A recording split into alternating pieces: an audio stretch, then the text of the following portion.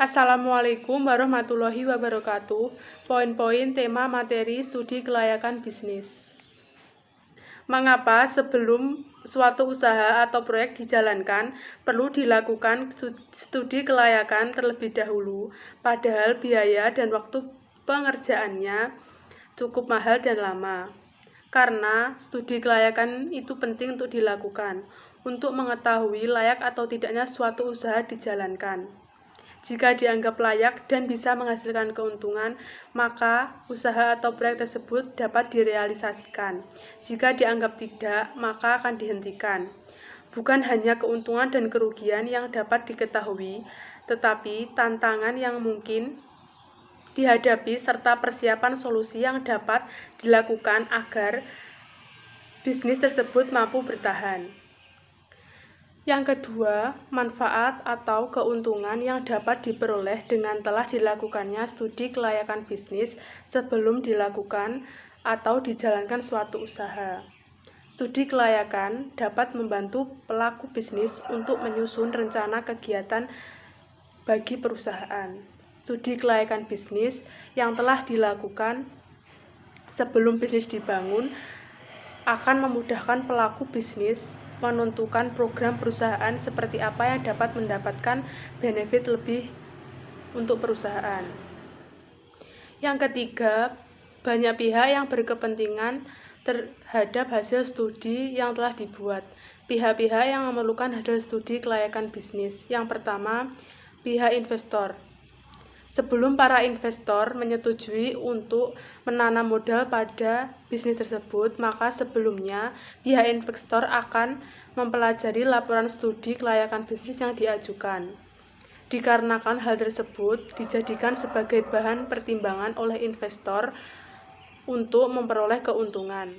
Yang kedua, pihak kreditor, seperti sebagai project leader atau sebagai tempat dijadikan proyek tersebut, maka tentu pihak manajemen memerlukan studi kelayakan bisnis dari proyek bisnis tersebut sebagai data dan alat penunjang proyek dan bisnis yang dijalankan. Yang ketiga, pihak manajemen perusahaan. Seperti yang akan dipinjam modal adalah bank, maka bank tersebut juga memiliki hak untuk meninjau ulang studi kelayakan bisnis yang telah dibuat atau dirancang untuk mempertimbangkan keputusannya apakah akan memberi pinjaman atau tidak. Yang keempat, pihak pemerintah dan masyarakat. Kebijakan pemerintah akan mempengaruhi adanya kebijakan perusahaan.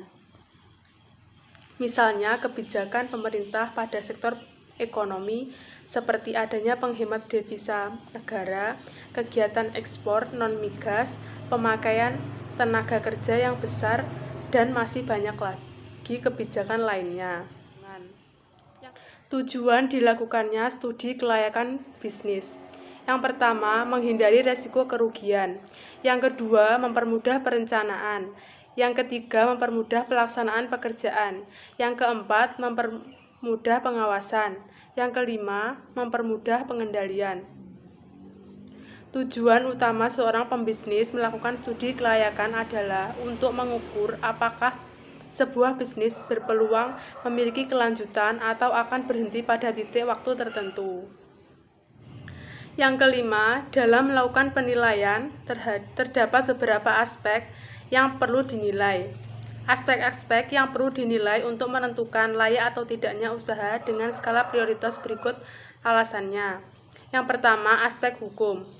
Karena untuk meneliti kelengkapan, keaslian, serta keabsahan dokumen karena merupakan dasar hukum yang harus dipegang apabila di kemudian hari timbul masalah. Yang kedua, aspek pasar dan pemasaran.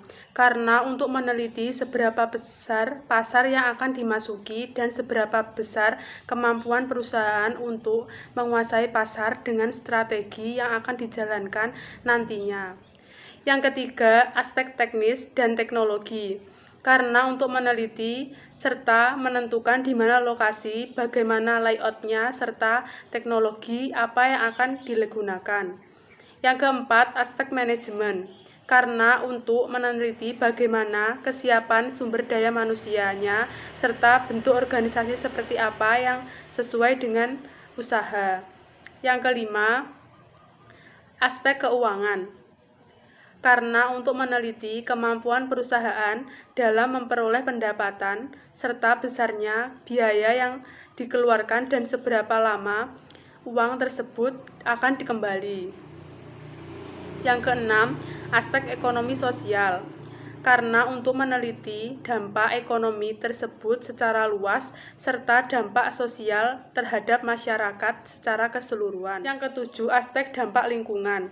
Karena untuk meneliti bagaimana dampak suatu usaha terhadap lingkungan yang mempengaruhi kehidupan manusia, tumbuhan, binatang yang ada di sekitarnya.